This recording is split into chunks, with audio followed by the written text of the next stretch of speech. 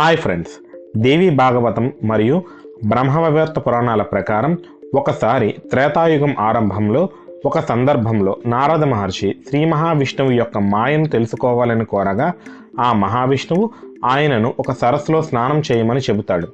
మహావిష్ణువు చెప్పినట్టుగా నారద మహర్షి ఆ సరస్సులో మునిగి లేవగానే నారది లేదా సౌభాగ్య సుందరి అని పిలువబడే ఒక సుందరమైన స్త్రీగా మారిపోతాడు.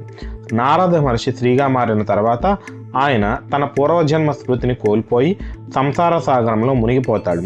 స్త్రీ రూపంలో ఉన్న ఆయన ప్రస్తుత ఉత్తరప్రదేశ్ రాష్ట్రంలోని ఖన్నౌజ్ లేదా ఒకప్పటి కన్యాకుబ్జా సామ్రాజ్యానికి రాజైన తాళధ్వజుడును వివాహం చేసుకొని 60 మంది కుమారులను కంటాడు.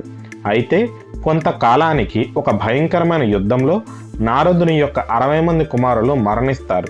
తన 60 మంది పుత్రులు మరణవార్త విని పుత్రశోకంతో ఎంతో బాధపడుతూ ఉన్న నారదునికి తిరిగి మహావిష్ణువు ప్రత్యక్షమై అసలు విషయాన్ని గుర్తు చేస్తాడు.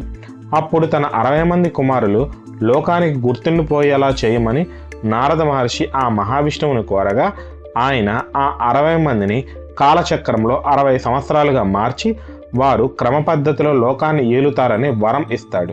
ప్రస్తుతం ఈ ఉగాదితో ప్రారంభమయ్యే పరాభవ నామ సంవత్సరం విష్ణువుకు సంబంధించిన 20 సంవత్సరాల చక్రంలో చివరిది కావడం విశేషం. పరాభవ అంటే అవమానం లేదా పరాజయం అనే అర్థం వస్తుంది. జ్యోతిష్య శాస్త్ర గ్రంథమైన సంవత్సర ఫల ప్రకారం పరాభవ సంవత్సరంలో పంటలకు కొంత నష్టం వాటిల్లవచ్చు మరియు ప్రజలలో మానసిక ఆందోళనలు లేదా గందరగోళం ఉండవచ్చు అని చెబుతారు. మా కంటెంట్ మీకు నచ్చినట్టయితే ఒక లైక్ చేయండి అండ్ ఇలాంటి మరిన్ని వీడియోల కోసం మా ఛానల్ను సబ్స్క్రైబ్ చేసుకోండి.